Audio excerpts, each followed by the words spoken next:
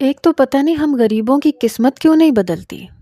یہاں بھی ہر خواہش کے لیے ترستے رہو، شادی کے بعد بھی کم بخت ضروریات کے رونے روتے رہو۔ میں نے جب سے امی کے منہ سے یہ سنا تھا کہ میرے لیے ایک پرچون والے کا رشتہ آیا ہے، میں اپنے کمرے میں بیٹھی اپنا جی جلا رہی تھی، ہاتھ میں پکڑا ناول ایک طرف رکھا۔ پتہ نہیں یہ جہان سکندر جیسے لڑکے ہمارے پاکستان کی غریب گھرانوں کی لڑکیوں کے حصے میں کیوں نہیں آتے۔ میں نے بے دلی سے سوچا کہ امی کی آواز سنائی دی، صدف جلدی سے کچن میں آؤ، وہ لوگ شام 5 بجے پہنچ جائیں گے، چائے کے ساتھ آلو کے کٹلس بنانے ہیں، اس کی تیاری ابھی سے کر کے رکھنی ہے۔ میں بے دلی سے اٹھ کر کچن میں گئی تھی، شام کے لیے کچھ چیزیں ریڈی کی، ساتھ ہی ساتھ اپنی قسمت کو بھی کوسنے لگی۔ اس سے پہلے آنے والا ایک رشتہ دھوبی کا تھا اور اب پرچون والے کا۔ یہ بڑے بڑے بزنس مین اور کمپنی والوں کو ہم جیسی خوبصورت اور عام سی لڑکیاں کیوں نظر نہیں آتی؟ کوئی سالار سکندر جیسا پڑوسی ہمارے گھر کے پاس کیوں نہیں رہتا؟ یہاں تو کمبخت بس ویلے ناکارا کبوتر باز چھت پر منڈلاتے نظر آتے ہیں۔ ہائے صدف، کاش کوئی ترکی سے کراچی کے اس پسماندہ علاقے میں غلطی سے آ جائے اور اس کی نظر مجھ پہ پڑ جائے اور میں اسے اچھی لگنے لگوں، بالکل حیا سلیمان کی طرح۔ اسے کون سے سرخاب کے پر لگے تھے، لیکن بہرحال ہمارے لیے تو دھوبی اور پرچون والے ہی رہ گئے ہیں۔ یہی سب سوچ کر میں اپنا جی جلاتے ہوئے کمرے میں آئی، وہی ایک کاٹن کا کڑھائی والا جوڑا نکالا جو ہر بار رشتہ دیکھنے آنے والوں کے لیے میں پہنتی تھی۔ اسے دوبارہ سے پانی لگا لگا کے اچھی طرح سے استری کیا اور پہن لیا۔ ہر بار کی طرح آنکھوں میں کاجل لگایا، لیکن میں نہیں چاہتی تھی کہ میری شادی اس پرچون والے سے ہو، اس لیے جب وہ لوگ مجھے دیکھنے آئے تو اس کی ماں کے سامنے بس چپ چاپ بیٹھ گئی۔ چائے کے لوازمات میری والدہ جب باہر لینے گئیں تو میں نے اپنی دونوں آنکھیں ٹیڑھی کر لیں۔ سامنے بیٹھی لڑکے کی ماں برابر بیٹھی عورت سے کہنے لگی، ارے دیکھو، مجھے تو لڑکی مہنگی لگ رہی ہے۔ جیسے ہی رشتہ کروانے والی خالہ نے میری طرف دیکھا، میں نے آنکھیں بالکل ٹھیک کر لیں۔ وہ کہنے لگی، نہیں نہیں، ایسی کوئی بات نہیں ہے۔ بہرحال جو شک میں نے اس عورت کی نظر میں ڈالنا تھا وہ میں ڈال چکی تھی۔ کچھ ہی دیر بعد وہ اٹھ کر چلی گئی۔ جو میں چاہتی تھی، رشتے سے صاف انکار ہو گیا۔ میں نے شکر کا کلمہ پڑھا اور اپنی دوست کو اپنی یہ رودات سنانے لگی۔ وہ یہ سن کے ہنس ہنس کے دوہری ہو گئی، میرے پڑوس میں ہی رہتی تھی۔ کہنے لگی، اگر تم چاہتی ہو نا تمہاری شادی کسی دھوبی اور پرچون والے سے نہ ہو تو بیٹا پھر خود ہی کوشش کرو۔ میں نے کہا، کیا کروں، ترکی چلی جاؤں؟ وہ کہنے لگی، نہیں، فیس بک پر ایک ایسے نوجوان سے دوستی کرو جو ترکی میں رہتا ہو، بالکل جہاں سکندر جیسا دکھتا ہو۔ میں نے کہا، فیس بک پہ دیکھنے والے کون سے کوئی سچے ہوتے ہیں؟ وہ کہنے لگی، ارے آج کل زیادہ تر لڑکے اپنی ہی تصویریں لگاتے ہیں، تم ٹرائی تو کر کے دیکھو۔ میں نے سوچا کہ کر لینے میں کوئی حرج بھی نہیں ہے۔ میں نے موبائل اٹھایا اور فیس بک پر ترکی کے نوجوانوں کو دیکھنے لگی۔ ایک سے ایک ہینڈسم خوبصورت نوجوان تھے۔ اب یہ سب لوگ جھوٹے تو نہیں ہو سکتے تھے۔ میں نے جا کر ان کی فیس بک پر ان کی لگی ہوئی تصاویر پر کمنٹس کرنے شروع کر دیے۔ ان میں سے ایک نوجوان کا مجھے میسج آیا، کافی ہینڈسم نوجوان تھا۔ اس نے میسیجز سے مجھ سے ہیلو ہائی کا میسج کیا تھا، میں نے بھی اسے جواب دینا شروع کر دیا۔ اسی طرح بات کا سلسلہ چل نکلا۔ باتوں باتوں میں مجھے پتا چل گیا تھا کہ اس کا تعلق ترکی سے ہی ہے اور یہ تصویر بھی اسی کی ہے۔ وہ کافی لفظ ترکش زبان کے بھی بول جاتا تھا۔ میں نے face book per I D پر جو اپنی تصویر لگائی تھی وہ ایک بے حد خوبصورت لڑکی کی تصویر لگائی تھی اور اس سے یہی کہا تھا کہ یہ میں ہی ہوں، لیکن ہوں پاکستان سے۔ ہماری باتوں کا سلسلہ اسی طرح آگے بڑھنے لگا۔ آہستہ آہستہ اس لڑکے کی فرمائشیں بڑھنے لگی۔ کہنے لگا، اپنی کوئی تصویر بھیجو۔ میں نے اسی لڑکی کی تصویر کو کچھ ایڈٹ کر کے بھیج دیا۔ وہ تصویر بھی میں نے سوشل میڈیا سے ہی حاصل کی تھی، لیکن اسے ایڈٹ کر کے اصل تصویر سے کافی حد تک بدل دیا تھا۔ لیکن ایک بار میری جان اس وقت نکلی جب اس نے کہا کہ وہ مجھ سے ویڈیو کال پر بات کرنا چاہتا ہے۔ میں نے کہا، نہ بابا نہ، ہمارے ہاں یہ سب کچھ نہیں ہوتا۔ کہنے لگا میں تو تمہارے بارے میں بہت سنجیدہ ہو چکا ہوں، تم سے شادی تک کا سوچ چکا ہوں۔ یہ سن کر میں بڑی خوش ہوئی کہ ایک بار اگر وہ میری محبت میں سچ مچ مبتلا ہو گیا تو یقیناً میرے لیے پاکستان بھی آ جائے گا، اور پھر تو میرے وارے نیارے ہو جائیں گے۔ کیونکہ میں نے سنا تھا کہ محبت اندھی ہوتی ہے، ایک بار کسی سے ہو جائے پھر اس کی شکل صورت کوئی اہمیت نہیں رکھتی۔ میں ایک عام شکل و صورت کی مالک لڑکی تھی، بہت زیادہ حسین نہیں تھی اور نہ ہی بہت زیادہ امیر تھی، لیکن ان دنوں میں ہواؤں میں اڑ رہی تھی، حسین خواب اپنی آنکھوں میں سجا رہی تھی۔ جب بھی میں جہان سکندر اور حیا سلیمان کا کوئی بھی سین پڑھتی تو اس لڑکے کا تصور باندھ لیتی۔ ہاں، یہ کہا جا سکتا ہے کہ میں ناول لور تھی۔ مجھے خوبصورت، ہینڈسم، سوٹڈ بوٹڈ قسم کے نوجوان بہت اچھے لگتے تھے، بالکل ناول کے ہیرو جیسے۔ لیکن برا ہو میری پھپھو کا، جن کا بیٹا اپنی نوکری کے چکر میں کراچی آیا۔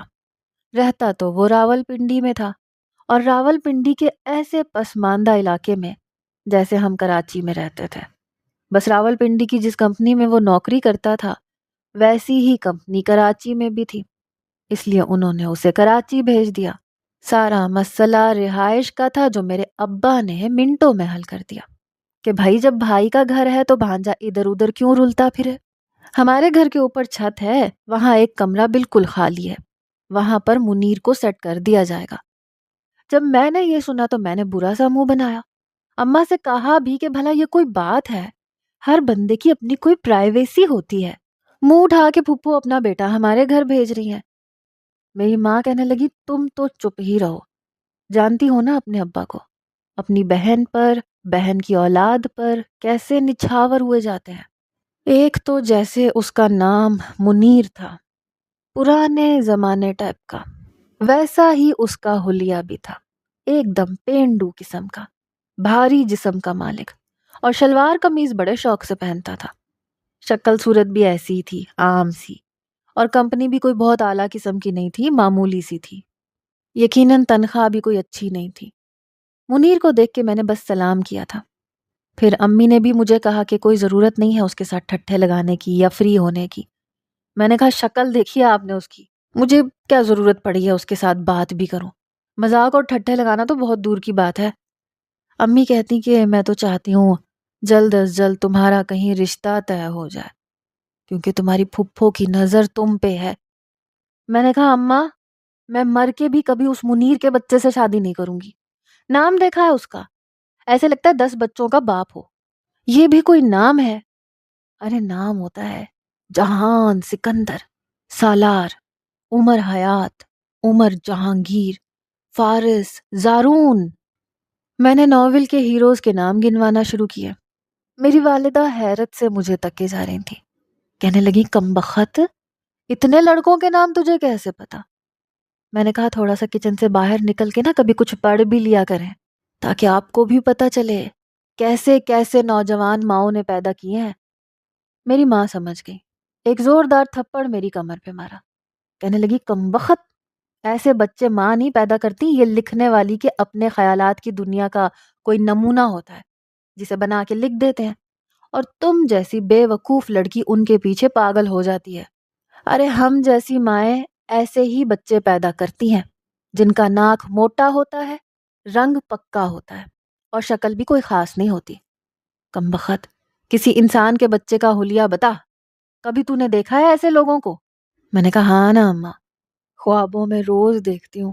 اماں مجھے ڈانٹ دیتی تھی۔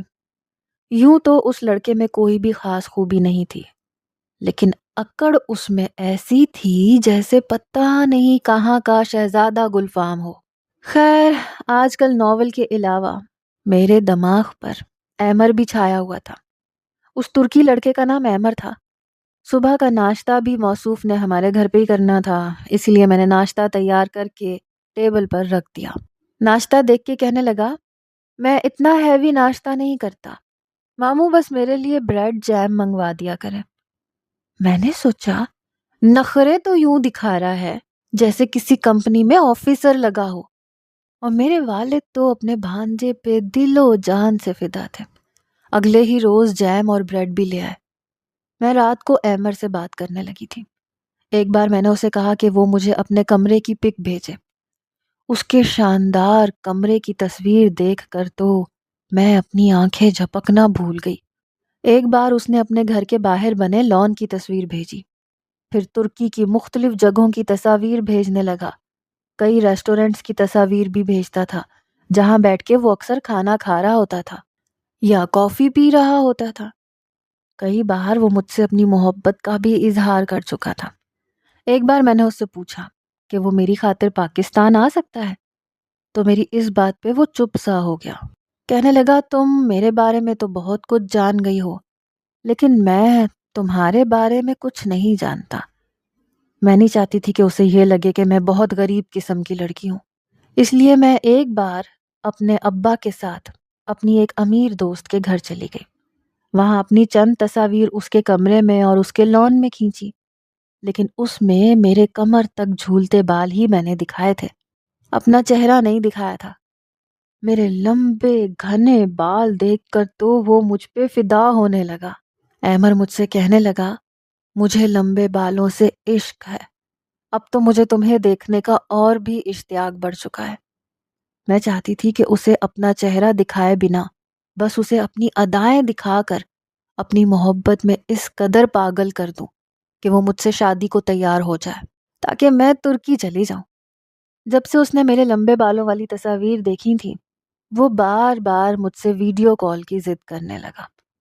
کہتا تھا تمہارے عشق میں پاگل ہونے لگا ہوں، اور اسی طرح کی اور باتیں۔ یہ سن کر میں خوابوں میں ترکی میں خود کو ایمر کے ساتھ گھومتے پھرتے دیکھنے لگی۔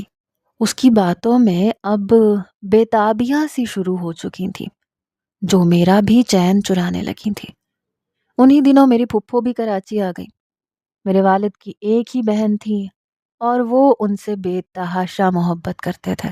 پھپھو جب سے آئی تھی میں نوٹ کر رہی تھی سبھی بہن بھائیوں میں مجھ پہ کچھ زیادہ ہی عنایتیں دکھا رہی تھیں جو میری سمجھ سے باہر تھیں۔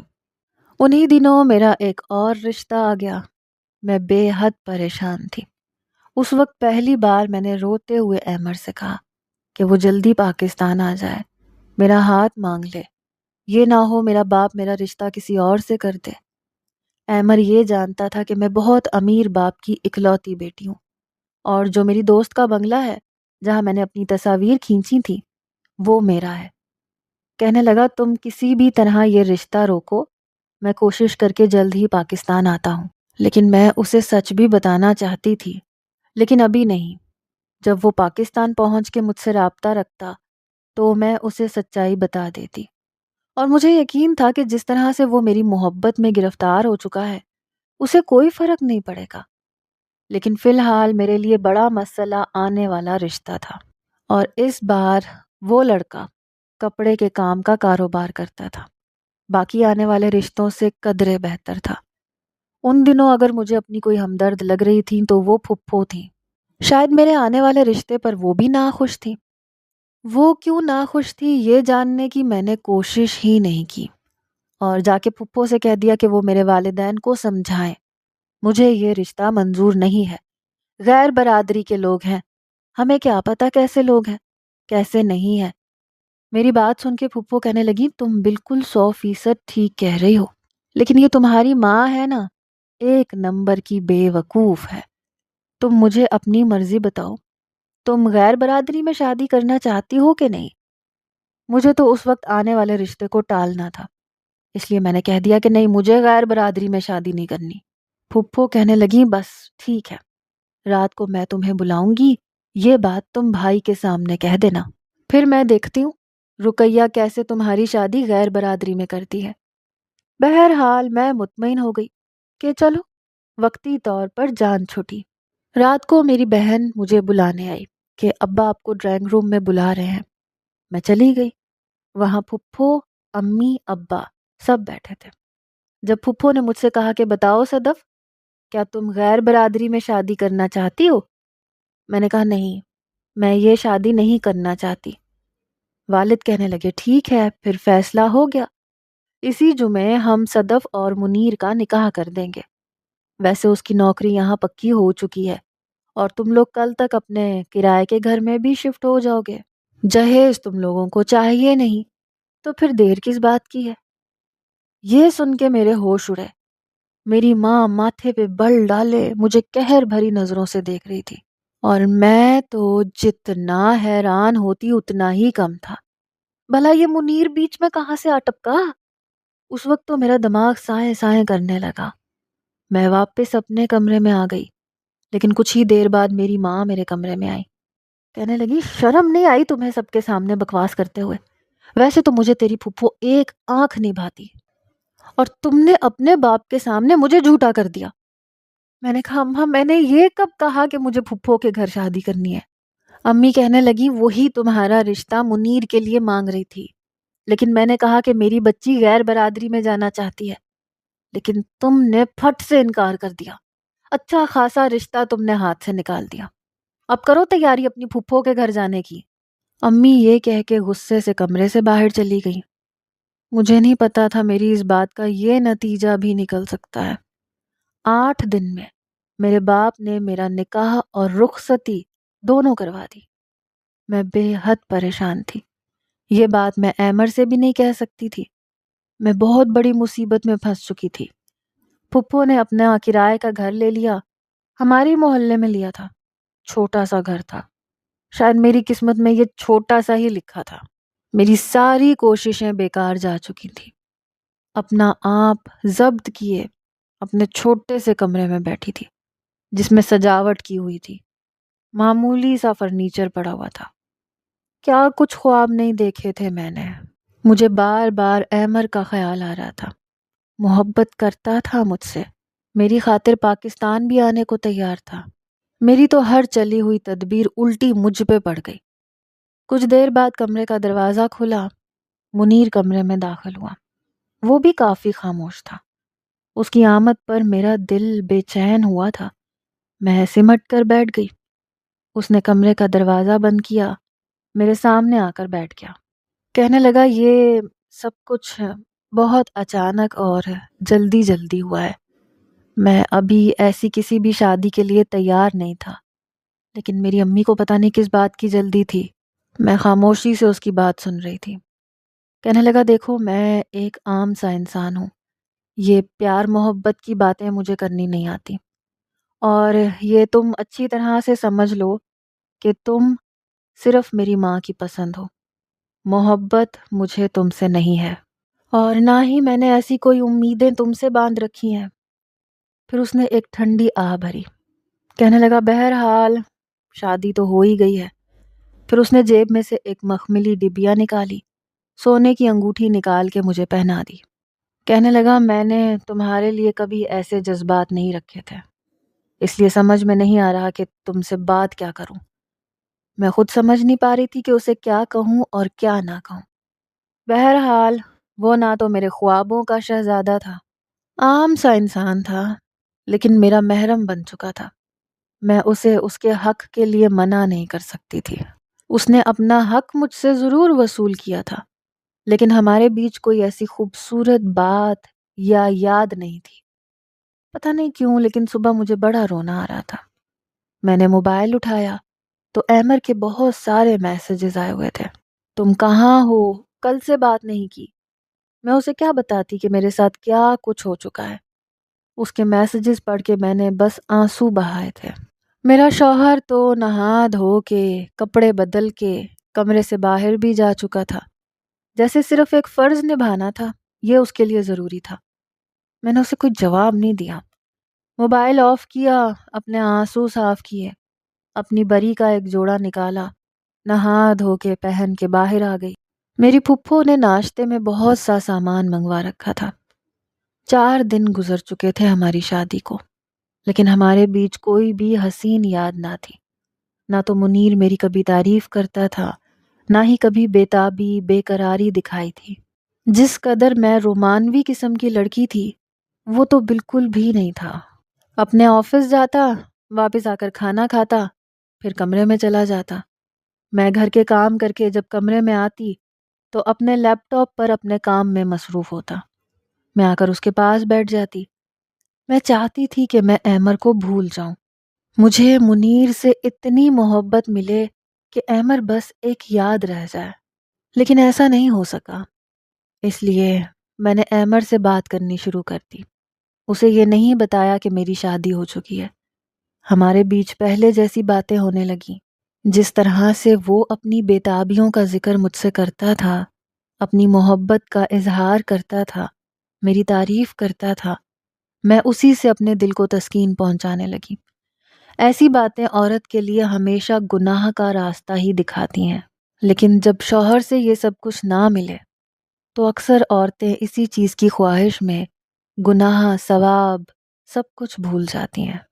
24 گھنٹے میں سے میں بس وہ 1 گھنٹہ زندگی جیتی تھی جو میری احمر کے ساتھ میسجز پر گفتگو میں گزرتا تھا۔ ایک بار تو میرے ہوش اڑ گئے جب اس نے کہا کہ وہ پاکستان واپس آ گیا ہے۔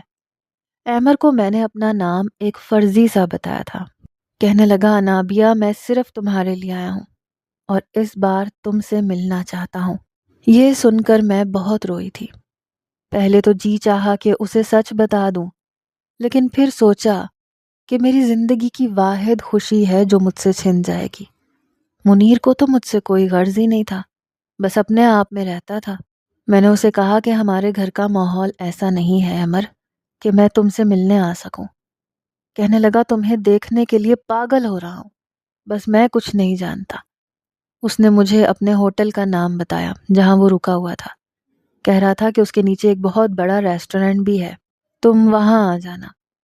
حالانکہ پھپھو کے گھر میں مجھے زیادہ کوئی روک ٹوک نہ تھی، میں اکثر اپنی دوستوں کے گھر چلی بھی جاتی تھی، پھپھو نے کبھی نہیں ٹوکا تھا، لیکن میرا ضمیر اس بات کی مجھے اجازت نہیں دے رہا تھا۔ شاید میرا ضمیر مجھے اس کام سے روک رہا تھا، لیکن میں محبت کے ہاتھوں اپنے آپ کو بے بس اور مجبور سمجھ رہی تھی۔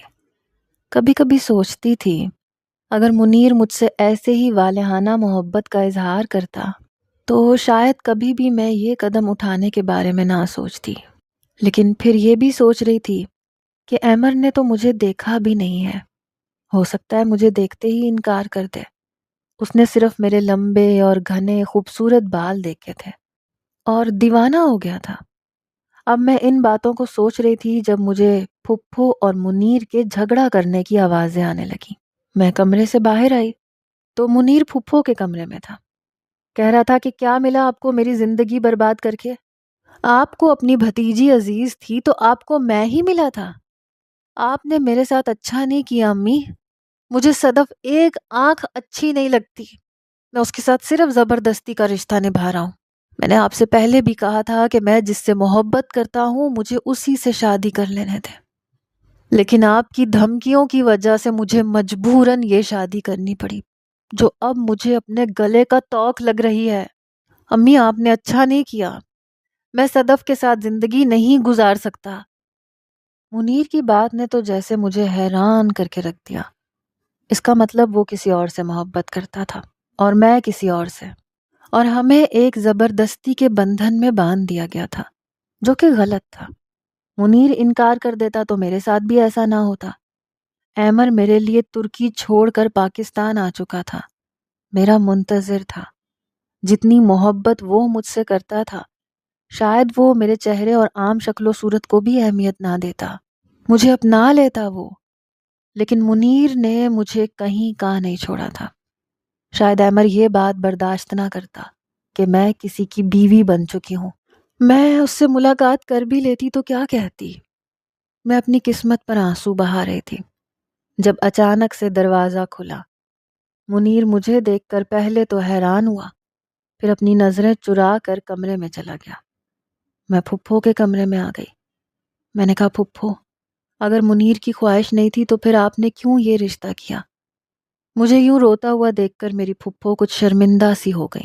کہنے لگیں، تم ہمارے خاندان کی بچی ہو، میں کیسے تمہیں چھوڑ کر کسی غیر کو لے آتی؟ لیکن میں نہیں جانتی تھی کہ منیر شادی کے بعد بھی ایسی بات کرے گا۔ دیکھو، تم اس کا خیال رکھو، اس سے محبت بھری باتیں کیا کرو، اسے اپنی طرف متوجہ کیا کرو۔ مرد ایسا ہی ہوتا ہے، شادی سے پہلے ان کے بہت چکر ہوتے ہیں، لیکن بیوی صرف اپنی اہمیت جگائے تو پھر باقی ساری محبتیں ثانوی رہ جاتی ہیں۔ میں کیا کہہ سکتی تھی؟ وہ کون سا میری پسند اور میری محبت تھا؟ میں کیوں اس کے سامنے خود کو گرا دیتی؟ میں واپس اپنے کمرے میں آ گئی۔ وہ موبائل پہ کسی کو میسج کر رہا تھا۔ مجھے دیکھ کر اس نے اپنا موبائل سائڈ پہ رکھ دیا۔ میں نے کہا اگر آپ کسی اور سے محبت کرتے تھے تو انکار کیوں نہیں کیا؟ کہنے لگا وہی ماں باپ کی بلیک میلنگ جو وہ بچوں کے ساتھ کرتے ہیں۔ اس وقت سمجھ میں نہیں آیا، میں انکار نہیں کر پایا کیونکہ ان کا بی پی شوٹ کر گیا تھا۔ میں نے کہا تو پھر میرے ساتھ رشتہ کیوں بنایا تھا؟ شادی کی رات کہہ دیتے۔ کہنے لگا ایسے تو نہیں ہو سکتا تھا، تم سے شادی کی تھی تو رشتہ بھی قائم کرنا تھا۔ دیکھو میں تمہیں چھوڑوں گا نہیں، تمہارے ساتھ سارے حقوق پورے کروں گا، لیکن مجھے دوسری شادی کی اجازت دے دو۔ میں نے کہا یہی بات اگر میں آپ سے کہوں؟ میرا یہ کہنا تھا کہ اس کا چہرہ سرخ ہوا، لیکن مجھے تھپڑ نہیں مار سکتا تھا۔ کہنے لگا ہوش میں ہو؟ میں نے کہا ہاں ہوش میں ہوں، نہ آپ میرے ساتھ خوش ہیں نہ میں آپ کے ساتھ، ہم ایک زبردستی کا رشتہ نبھا رہے ہیں، آپ مجھے آزاد کر دیں، جس سے چاہے شادی کر لیں۔ وہ کہنے لگا ایسے نہیں ہوتا، میں اگر تمہیں طلاق دوں گا تو میری ماں مجھے کبھی بھی قبول نہیں کریں گی، اور پھر اگر اماں کا بی پی شوٹ کر گیا یا انہیں کچھ ہو گیا، میں چاہ کر بھی تمہیں نہیں چھوڑ سکتا۔ میں نے کہا لیکن میں ایسی زندگی نہیں گزار سکتی۔ کہنے لگا میں اس لڑکی سے بہت محبت کرتا ہوں، اس کی محبت میں پاگل ہوں، اس کے بنا نہیں رہ سکتا، میری بات کو سمجھو۔ میں نے کہا اگر یہی بات میں آپ سے کہوں تو آپ کو کیسے لگے گا؟ اس کی آنکھوں میں پھر سے غصہ اترنے لگا۔ کہنے لگا دیکھو میں یہ سب برداشت نہیں کر سکتا، کوئی بھی مرد برداشت نہیں کر سکتا۔ میں نے کہا ہاں لیکن یہ سچ ہے، میں بھی آپ سے محبت نہیں کرتی، میں کسی اور سے محبت کرتی ہوں۔ اگر پھپھو رشتہ نہ مانگتی، میرے ابا ہاں نہ کرتے تو یقیناً وہ لڑکا میرے لیے رشتہ ضرور لے کر آتا۔ اگر آپ کو اپنی محبت عزیز ہے تو مجھے بھی اپنی محبت عزیز ہے، ہم زبردستی ایک دوسرے کے ساتھ رہ رہے ہیں۔ وہ کہنے لگا تم میری بیوی ہو، میں تمہیں اپنا چکا ہوں، کیا تمہارا محبوب تمہیں اس حال میں قبول کر سکتا ہے؟ میں نے کہا اگر اس کی محبت میں صداقت ہوگی تو کر لے گا۔ کہنے لگا جاؤ پہلے اس سے پوچھ لو۔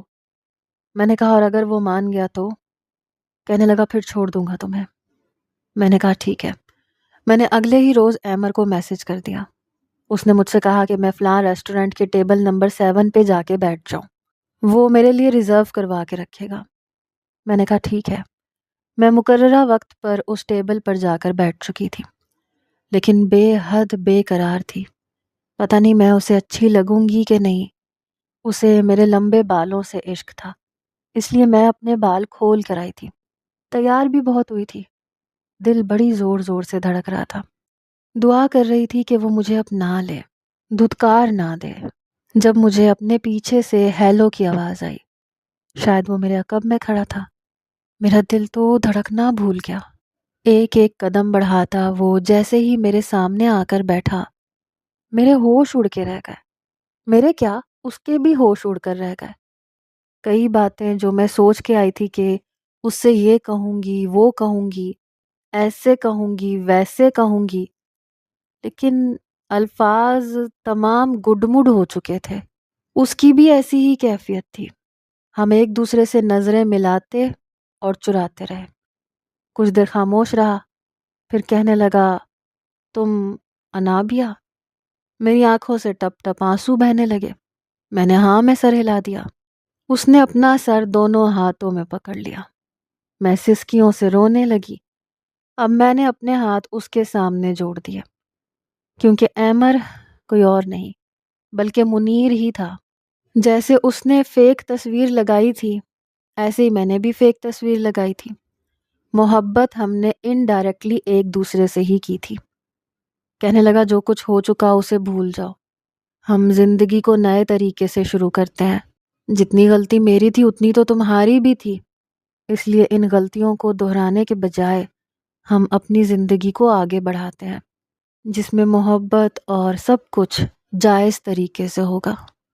میں اب بھی ناول پڑھتی ہوں، لیکن تصور میں کسی بھی ہیرو کو اپنا کرش نہیں بناتی، کیونکہ سارا مسئلہ وہیں سے شروع ہوتا ہے۔